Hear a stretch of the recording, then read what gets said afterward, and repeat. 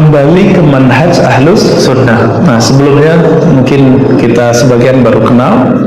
Saya berasal dari Sumatera Barat. Saya ngaji ke ulama-ulama di sana, di surau-surau dulu. Jadi awalnya saya nggak nyantri, nyantrinya ngalong, ngaji di surau-surau gitu ya. Dan itu asik sekali. Pindah tempat, kalau kita dilanggar gitu ya, pindah langgar. Cuma dulu ngajinya masih pakai kitab, nggak nguping. Jadi kami dulu ngajinya pakai kitab apa gitu. Bahkan Quran itu dulu bersanad. Kami ngaji Quran itu dikasih ijazahnya, sehingga kita tahu Quran kita benar-benar sama dengan Quran Nabi itu dari sanad. Garansi bahwa Quran saya sama dengan Quran Nabi, saya harus punya silsilah guru yang bersumber dari Nabi SAW. Lalu ketika saya mulai remaja, mulailah ikut aliran macam-macam. Ya, pindah aliran Pak. Jadi kalau orang hijrah dari maksiat ke taat, saya enggak. Hijrah dari suatu aliran ke aliran lain. Dan itu betul-betul antara asik tapi juga menyakitkan ya. Pengen ikut ahlu sunnah kok malah sesat gitu. Pengen ikut Nabi kok malah serem. Pengen ikut Nabi SAW tapi kok malah membenci umat Nabi. Pengen ikut Quran tapi malah meninggalkan cara Nabi memahami Al-Quran gitu. Akhirnya ayah saya masih hidup, ibu saya baru wafat. Bapak saya menyaksikan sendiri bagaimana anaknya itu menjadi orang yang ekstrim. Jadi saya pernah ekstrim dulu. Ya, dulu kita di sekolah, anak remaja jenggotnya udah banyak belum Pak? Belum banyak, paling 1-2. Disuruh potong sama guru, kita demo. Jadi zaman-zaman musim-musim demo itu dulu nular. Dan saya provokatornya dengan kawan-kawannya, ayo kita demo aja. Cuma karena jenggot 3 helai, kami demo guru dan kami bentak-bentak guru di sekolah. Tapi lama-lama kita mikir, ini kayaknya ada yang nggak bener nih ya. Kok cuma mau membela satu sunnah, kami kemudian meninggalkan sunnah yang lain. Sunnah jenggot itu bagus, tapi kemudian saya meninggalkan sunnah menghormati orang tua, guru. Dulu kami bela-belain kalau sekolah itu celananya saya guru Mbak. Dikata-katain lagi sama guru, bukan dikatain sih, yang rapi nak gitu. Kita menganggapnya guru gitu, wah guru itu liberal nih. Padahal guru itu nggak liberal. Akhirnya bentrok lagi, ketengkar lagi, sampai kemudian saya dianggap sesat di situ, di sekolah itu. Belum tahu Pak, karena saya itu buat halaqoh dari masih remaja udah punya halaqoh. Anak-anak ikut halaqoh ini ada yang main pulang ke rumah.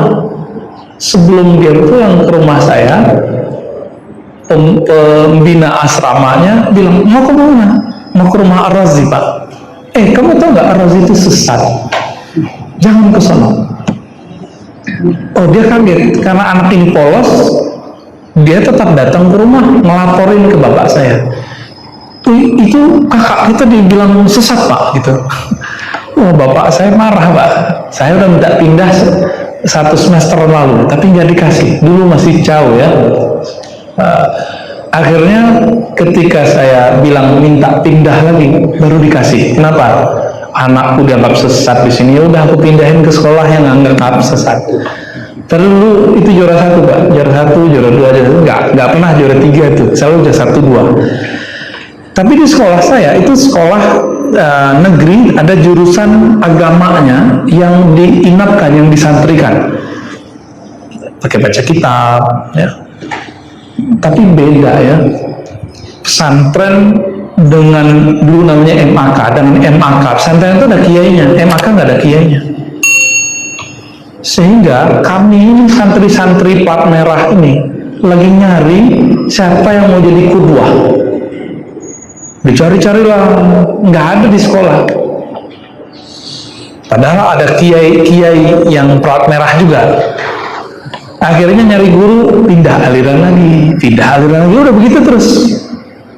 Betapa terombang-ambingnya, puncaknya saya capek. Semuanya ngaku sunnah. Semua kelompok ngaku sunnah. Ya, kelompoknya itu sunnah, ini sunnah. Ada stres, untung nggak gila aja ya. Karena jamaah kita di luar itu ada yang gila, karena dia pusing mikirin sunnah. Saya teringat Kiai Wafiuddin yang dulu ikut kejadian 84 di Tanjung Priok. Itu kan dia salah satu yang selamat. Kawannya ada yang selamat tapi gila, kan dikejar-kejar oleh intelijen dulu. Nah, beliau diselamatkan oleh salah satu ulama dari Tasik. Ditalkinkan zikir, dibimbing zikrullah, baru dia sehat, baru dia nyaman hidup itu. Saya juga sama. Saya ketemu guru, tapi nggak puas dengan berguru itu. Akhirnya saya sholat hajat. Ya Allah, aku butuh orang yang betul-betul mewarisi sunnah Rasul. Maka di situ saya nangis lama, sujud terlama. Saya ingat itu. Setelah itu nggak pernah sujud lama-lama lagi sampai sekarang. Sujud itu ya standar aja gitu ya. Tolong pertemukan aku dengan pewaris sunnah Rasul Sallallahu Alaihi Wasallam. Saya doa itu Pak, baru 5 tahun dikabulkan. Jadi tetap muter mencari apa yang orang sebut sunnah. Dan saya kecewa hampir dengan semua kelompok itu. Ya. Walaupun mereka tetap semuanya ahlu sunnah, cuma mengklaim dirinya paling sunnah itu yang paling berat ya. Bagi saya itu kemudian iklan kecap nih gitu. Sama kayak iklan kecap.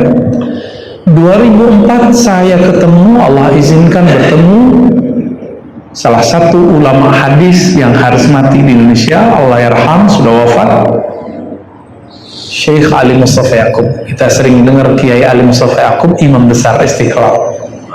Ya, jadi beliau adalah doa saya yang saya minta 5 tahun sebelumnya.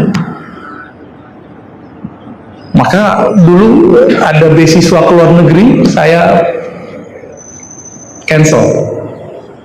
Sampai dulu orang Kementerian Agama di kampung saya datang ke rumah. Dia pimpinan panitia untuk ngirim ke luar negeri itu. Enak, nggak jadi berangkat ya? Ini dana sudah siap.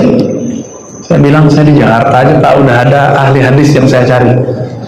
Dan alhamdulillah 4 bulan saya ngaji, itu rasanya udah sama kayak 5 tahun sesat kemarin itu. Bukan sesat juga ya, bolak-balik keluar gitu. 4 bulan ngaji beliau udah sama kayak gitu. Akhirnya kita teruskan sampai 4 tahun, dan saya mengabdi sampai 12 tahun. Nah, belajar dan mengajar di pesantren beliau ya. Baru tahun ini saya hijrah ke Sawangan sana, tadinya di Ciputat dekat UIN. Ya, alhamdulillah rabbil alamin. Jadi kalau ada di antara bapak teman yang hadir ini yang lagi mencari manhaj ahli sunnah, nggak usah tersesat seperti saya Pak. Ya, nggak usah bingung kayak saya. Sekarang bingungnya beda lagi. Kalau dulu saya ikut aliran itu langsung, kalau sekarang terjebak di channel. Terjebak di channel YouTube ya, atau terjebak di channel TV kabel. Terjebaknya di situ sekarang. Jadi orang sekarang tersesatnya, bukan tersesat lah kita sebutnya, piknik pemikirannya itu langsung di smartphone-nya, langsung di smart TV-nya. Beda dengan kami dulu, kami langsung masuk pindah begitu. Sampai kami pernah ikut kelompok yang Bapak Haridi dengar, mirip-mirip Inkarus Sunnah. Jadi kajiannya by indeks, Quran indeks. Wah, jadi kalau udah ngaji sama dia, semuanya menurutnya dari Quran. Lalu dia jarang pakai hadis. Sesekali dia pakai hadis itu gak pas juga. Nah, tapi dia nggak berani tentang hadis. Nah, beberapa orang-orang angkatan sebelum dia itu berani ingkar hadis, ingkar sunnah namanya. Dulu kami ketika ikut ajaran itu, jadi kajiannya kajian tafsir indeks. Ini hati-hati Pak, kalau punya anak, adik di kampus, ada kajian di sekitaran kampus, kajian tafsir indeks. Saya curiga masih kelompok itu, karena waktu saya ke Palembang saya ketemu ada mahasiswa yang begitu. Kayaknya semuanya dia udah tahu. Pas kita cek dia cuma hafal nomor surat sama nomor ayat. Saya tanya ayatnya dia nggak hafal. Jadi yang dihafalkan nomor surat, nomor ayat, terjemah. Kalau Ustadz Adi kan beda, dia hafal nomor ayat plus mengerti ayatnya, mengerti nahwu sorofnya, mengerti cara memahaminya. Kalau ini enggak. Nah itu masih ada. Jadi kajian-kajian tafsir level gedenya itu ada kayak MTA, itu menjadi aliran tersendiri, Majelis Tafsir Al-Quran. Itu mirip-mirip Pak, mirip-mirip ini. Mereka menghalalkan anjing. Kenapa? Di Quran nggak ada anjing diharamkan. Ya, akibat tidak menggunakan sunnah. Jadi mereka nggak mau juga disebut hari ini ingkar sunnah, tapi mereka tidak menggunakan sunnah secara utuh. Dan sekarang banyak, ya, banyak sekali. Ya. Dulu siapa namanya yang pendakwah di Amerika itu Syamsuddin, siapa yang orang Makassar itu? Syamsi Ali ya, itu juga pernah konflik sama orang yang begitu. Konflik Pak, karena orang yang satu ini kata dia tidak mau menggunakan sunnah, tidak berani bilang ingkar terhadap sunnah, cuma dia nggak mau pakai sunnah. Bagi dia yang sahih cuma Quran. Baik. Jadi untuk kembali ke sunnah tidak perlu Bapak itu, saudara itu tersesat dulu, nggak perlu. Ya, Imam Al-Ghazali mewariskan satu kitab judulnya Al-Munqiz Minad Dhalal. Beliau wafat 505 Hijriah. 505 Hijriah Pak. Sekarang 1441 Hijriah. Ya, berapa tuh? Beliau mau jadi kayak gini. Saya pernah tersesat, kamu jangan tersesat.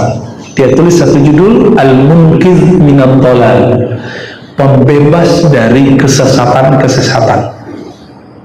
Waktu dulu saya mahasiswa, karena udah ketemu guru yang tepat, kawan saya bilang gini, kamu kok jadi Ghazali dulu sebelum sesat dulu dong, baru jadi Ghazali gitu. Ya saya bilang, Ghazali nurunin kitab Al-Munqiz Minad Dhalal, ente belum baca, supaya ente nggak perlu sesat seperti Imam Ghazali. Langsung jadi Imam Ghazali endingnya aja gitu. Imam Ghazali di akhir hayatnya, Bukhari di dadanya, lalu dia wafat. Baca Sahih Bukhari, Sahih Muslim, Sunan Abu Dawud, baca hadis Pak. Maka saya setiap pekan itu ada aja yang datang ke rumah setiap Senin itu ngaji Sahih Bukhari. Dulu ke Sawangan nggak jauh. Pakai motor Pak, bukan pakai mobil. Saya pikir-pikir ini orang haus sekali mau cari sunnah. Tapi ternyata dia malu kepada Imam Bukhari. Imam Bukhari itu dulu 4.000 kilo dari Uzbek ke Mekah untuk nyari satu hadis innamal a'malu binniyat. Bagi dia celduk sama Sawangan mah deket. Dihantam terus Pak, apalagi Karawaci Pak ya. Nah kalau saya Karawaci mungkin sesat 1000 kali Pak, karena keluar tol masuk tol lagi, itu membingungkan ya. Untung begitu.